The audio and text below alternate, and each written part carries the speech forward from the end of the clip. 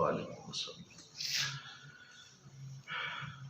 جب اللہ عز و جل رحمت کرنے پر آتا ہے تو یوں بھی سبب بناتا ہے کہ کسی ایک عمل کو اپنی بارگاہ میں شرف قبولیت عطا فرما دیتا ہے، اور پھر اسی ایک عمل کے صدقے میں اپنی رحمتوں کی بارش کر دیتا ہے۔ لہذا ہمیں کوئی بھی چھوٹی نیکی چھوڑنی نہیں چاہیے، بڑی نیکی ہو چھوٹی نیکی ہو، اور کوئی بھی گناہ چھوٹا سمجھ کے نہیں کرنا چاہیے۔ ایک حدیث پاک ہے جس میں کئی ایسے لوگوں کا بیان کیا گیا کہ وہ کسی نہ کسی نیکی کے سبب اللہ کی گرفت سے بچ گئے اور اللہ کی رحمتیں ان کو اپنی آغوش میں لے لیا۔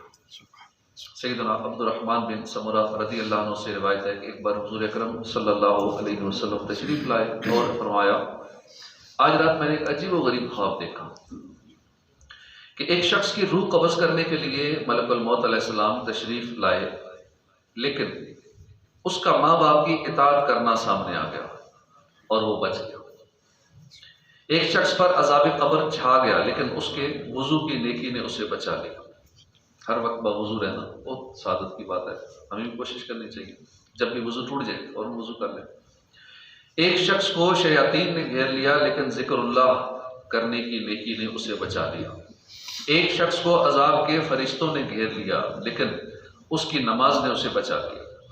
ایک شخص کو دیکھا کہ پیاس کی شدت سے زبان نکالے ہوئے تھا اور ایک حوض پر پانی پینے جاتا تھا مگر لوٹا دیا جاتا تھا کہ اتنے میں اس کے روزے آ گئے اور اس نیکی نے اس کو سیراب کر دیا۔ ایک شخص کو دیکھا کہ جہاں انبیاء کرام حلقہ بنائے تشریف فرمائے، وہاں ان کے پاس جانا چاہتا تھا لیکن دھتکار دیا جاتا تھا کہ اتنے میں اس کا غسل جنابت آ گیا، اس نیکی نے بچا لیا۔ جب بھی غسل فرض ہو جتنا جلدی ہو سکے غسل کر لینا چاہیے، تو اس نیکی نے اس کو ان کے قریب پہنچا دیا۔ ایک شخص کو دیکھا کہ اس کے آگے پیچھے دائیں بائیں اوپر نیچے اندھیرا ہی اندھیرا ہے، وہ اس اندھیرے میں حیران اور پریشان ہے۔ اس کے حج و عمرہ آ گئے اور ان نیکیوں نے اس کو اندھیرے سے نکال کر روشنی میں پہنچا دیا۔ ایک شخص کو دیکھا کہ وہ مسلمانوں سے گفتگو کرنا چاہتا ہے لیکن کوئی اسے منہ نہیں لگاتا، تو صلہ رحمی والی نیکی کام آ گئی، یعنی رشتہ داروں کے ساتھ اس نے سلوک کرنا، اچھا سلوک کرنا، یہ نیکی کام آ گئی۔ اس نے مومنین سے کہا کہ تم اس سے بات چیت کرو، تو مسلمانوں نے اس سے بات چیت کرنا شروع کر دی۔ ایک شخص کے جسم اور چہرے کی طرف آگ بڑھ رہی ہے اور وہ اپنے ہاتھ سے بچا رہا ہے، اس کا صدقہ آ گیا اور اس کے آگے ڈھال بن گیا اور اس کے سر پر سایہ فکن ہو گیا۔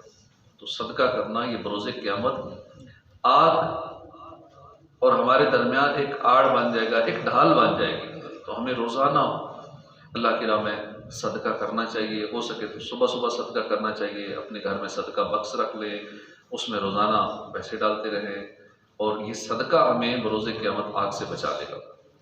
ایک شخص کو زبانیاں یعنی عذاب کے مخصوص فرشتوں نے چاروں طرف سے گھیر لیا، لیکن اس کا نیکی کی دعوت دینا، برائی سے منع کرنا، یہ نیکی کام آ گئی اور اس نے اسے بچا لیا، رحمت کے فرشتوں کے حوالے کر دیا۔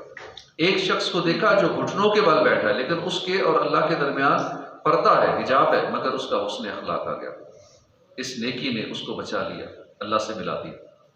ایک شخص کو اس کا اعمال نامہ الٹے ہاتھ میں دیا جانے لگا تو اس کا خوف خدا آ گیا، اس عظیم نیکی کی برکت سے اس کا نامہ اعمال الٹے ہاتھ کی بجائے سیدھے ہاتھ میں دیا گیا۔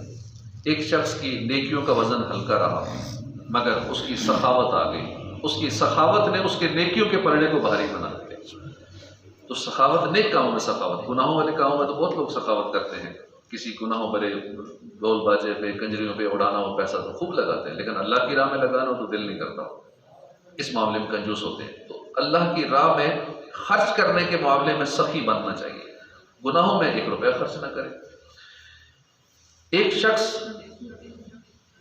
جہنم کے کنارے کھڑا تھا مگر اس کا خوف خدا آ گیا، وہ اس سے بچ گیا۔ ایک شخص جہنم میں گر گیا لیکن اس کے خوف خدا میں بہے ہوئے آنسو آ گئے، ان آنسوؤں کی برکت سے وہ بچ گیا۔ دنیا میں جو بندہ اللہ کے خوف سے آنسو بہاتا ہے وہ آنسو ضائع نہیں جاتے، یہاں تک کہ ایک آنسو ہی نکلے بلکہ ایک پلکوں کی ایک بال کی جڑ ہی تر ہو جائے تو یہ بھی اللہ کی بارگاہ میں رائگان نہیں جاتا، یہ بھی کسی کام آتا ہے۔ جہنم کی آگ کو بجھا دیتا ہے۔ ہاں بندوں کے آگے روئے جتنا مرضی روتے رہے، کسی کو پرواہ نہیں ہوتی، لیکن جب رب کی بارگاہ میں بندہ روتا ہے تو وہ رونا رائگاں نہیں جاتا۔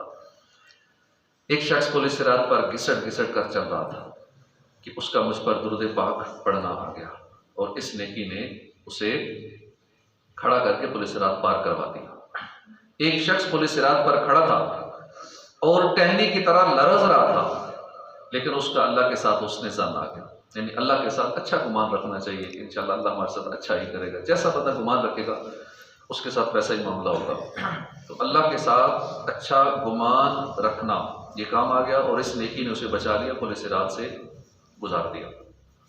میری امت کا ایک شخص جنت کے دروازوں کے پاس پہنچا، سارے بند تھے، کہ اس کا لا الہ الا اللہ کی گواہی دینا آیا، اور اس کے لیے جنتی دروازے کھل گئے، وہ جنت میں داخل ہو گیا۔ کچھ لوگوں کے ہونٹ کاٹے جا رہے تھے، میں نے جبرائیل علیہ السلام سے پوچھا یہ کون ہے؟ انہوں نے بتایا کہ یہ لوگوں کے درمیان چغل خوری کرتے تھے، اس کی بات سنی اسے پہنچا دی، اس کی سنی کسی اور کو پہنچا دی، تو یہ چغل خوری کبیرہ گناہ ہے، اس سے بچنا چاہیے۔ کچھ لوگوں کو زبانوں سے لٹکا دیا گیا تھا، میں نے جبرائیل علیہ السلام سے ان کے بارے میں پوچھا تو انہوں نے بتایا کہ یہ لوگوں پر جھوٹی تہمتیں لگاتے تھے۔ تو آپ نے ملاحظہ فرمایا اطاعت والدین، وضو، نماز، روزہ، ذکر اللہ، حج عمرہ، صلہ رحمی، امر بالمعروف و نہی عن المنکر، صدقہ، حسن اخلاق، سخاوت، خوف خدا میں رونا، اللہ کے ساتھ حسن ظن وغیرہ وغیرہ نیکیوں کے سبب اللہ نے اپنے بندوں پر کرم فرما دیا اور انہیں عتاب و عذاب سے رہائی مل گئی۔ بہرحال یہ اس کے فضل و کرم کے معاملات ہیں، وہ مالک و مختار ہے، جسے چاہے بخش دے، جسے چاہے عذاب کرے، یہ سب اس کا عدل ہی عدل ہے۔ جہاں وہ کسی نیکی سے خوش ہو کر اپنی رحمت سے بخش دیتا ہے، وہیں کسی گناہ پر جب وہ ناراض ہو جاتا ہے پھر اس کا قہر و غضب جوش پر آ جاتا ہے، پھر اس کی گرفت نہایت ہی سخت ہوتی ہے، جیسا کہ ابھی گزشتہ طویل حدیث کے آخر میں چغل خوروں اور دوسروں پر گناہ کی تہمت باندھنے والوں کا انجام گزرا۔ بس عقل مند وہی ہے کہ بظاہر کوئی چھوٹی سی بھی نیکی ہو اسے ترک نہ کرے، کہ ہو سکتا ہے یہی نیکی نجات کا ذریعہ بن جائے، اور بظاہر گناہ کتنا ہی معمولی نظر آتا ہو وہ گناہ نہیں کرنا چاہیے، ہو سکتا ہے یہی عذاب نار کا سبب بن جائے۔ تو اللہ پاک ہمیں نیکیوں سے محبت نصیب فرمائے، گناہوں سے نفرت دے دے، اور رمضان میں زیادہ عبادت کی توفیق عطا فرمائے۔